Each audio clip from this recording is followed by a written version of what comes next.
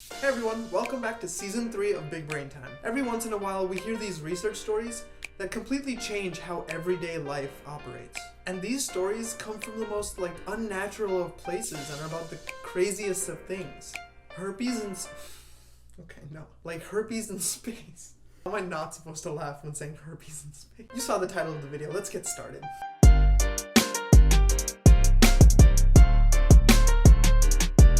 This video is inspired by an article written by Mackenzie Thornberry for Massive Science. Massive Science is an online news source where scientists publish fascinating stories about topics you'd probably never think about. If you're interested in that, I'll include the link to our primary source and their homepage in the video description. Massive thank you to that doesn't work. Huge thank you to Massive Science for allowing us to share this amazing piece of work. So herpes in space. I really wish I was talking about an alien race that has herpes, but I'm not. We come in peace to give you genital herpes. How in the world does astronauts in space tell us anything about herpes on Earth? Well, to go into that, let me first start by talking about herpes in general, which is not this. One herpes. Two herpes. Herpes are a large group of about 8 different viruses that cause a variety of problems based on which one you actually get. And these problems can be anything like chickenpox, cold sores, and rashes in many different places. Herpes viruses are weird though. They have this thing called a latency period. After you initially get infected with a herpes virus, they actually chill in your body for quite a bit of time, and they cause a relapse which causes you to display a bunch of symptoms. But just like James Cameron's Avatar sequels, they usually don't appear until there's an active trigger or stressor that actually activates them. You see, for James Cameron, that would be like the Russo brothers' Avengers Endgame taking the spot for highest grossing film. Good for you, Joe and Anthony Russo, but this is why a cold sore can keep popping up in the same spot.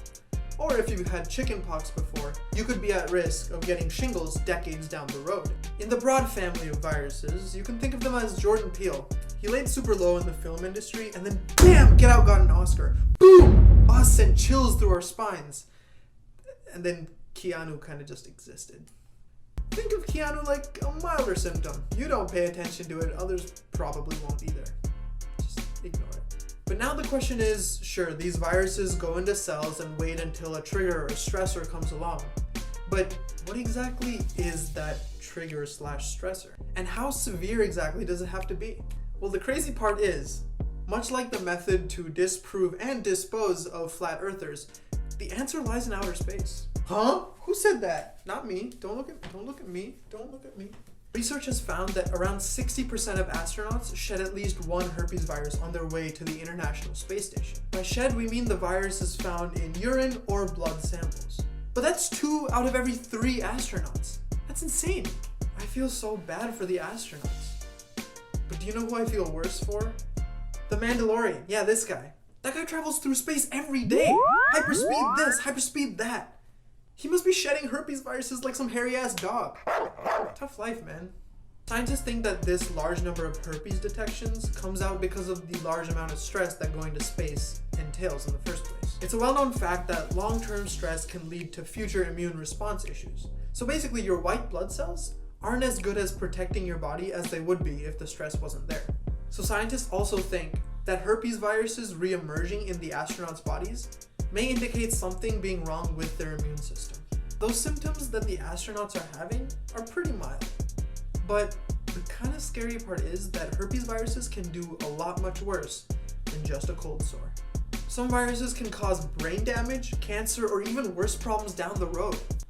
Although I'm not really sure what's worse than cancer. Look it up on WebMD or something. And what sucks even more than a Roomba on a juiced up battery pack is that herpes viruses can also be passed through saliva. So it looks like there's no more double dipping on the salsa in the International Space Station. Yo, I know you said not to, but can I get a double dip in that? No, man, how many times do I have to tell you that I have herpes? Oh, my bad then. See ya. Are you freaking out? I'm not freaking out. You're freaking out. And don't freak out, okay? In all seriousness, don't freak out because the deadliest herpes viruses out there don't really seem to be affecting healthy individuals all that much. And currently, one herpes virus has a vaccine. And this data we collect on astronauts will help us develop new vaccines, new antiviral drugs that'll help prevent the spread of all herpes viruses in the future. Not only in astronauts or aliens, but on people here on Earth too. In fact, one lesson already we've gotten from space is that scientists, instead of now using a spinal tap procedure to test for the herpes virus that causes shingles, can now use a saliva-based test. That's huge! If you want to get tested for herpes, you can now spit in a tube instead of having someone drill through your spine. Okay, they don't actually drill through your spine, but you get the point. Just, it works better for the video. So let's go over what we talked about today. Herpes is a family of viruses that stays in your body, chills there for a bit, and reactivates once there's a stressor or a signal that comes around that tells it to do so. A large percentage of astronauts have been found to shed herpes more so than the people on Earth, which might indicate that their immune systems are actually weakened. And finally, this data collected on astronauts will help us humans here on Earth to understand how exactly herpes viruses work and how to combat them more effectively by making new vaccines, making new antiviral drugs, and learning about the different stressors that can cause herpes virus symptoms to resurface. While all I mentioned in the video might seem pretty grim, rest assured that clinical trials for different herpes vaccines are currently going on. If we could get COVID-19 vaccines done in like a year, then we can definitely move forward more quickly on these herpes vaccine trials. Till more solutions arise, if you or anyone you know thinks they have herpes, don't just sit at home. Go to a freaking doctor. Unless you want to be treating your own genital warts by yourself, which, hey, I'm not holding it against you. You do you, man. Don't look at me.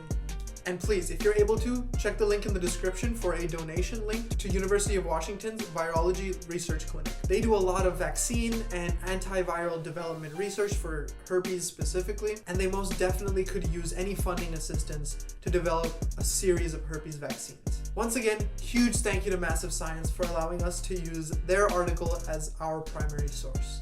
You can find it linked in the description, as well as a link to their main page to find out more articles that are similar to the topics we talked about in this video. As always, thank you everyone for watching. Leave a like if you like this video, comment with any questions, click here to subscribe, and click here to watch any of our previous videos. This has been Big Brain Time.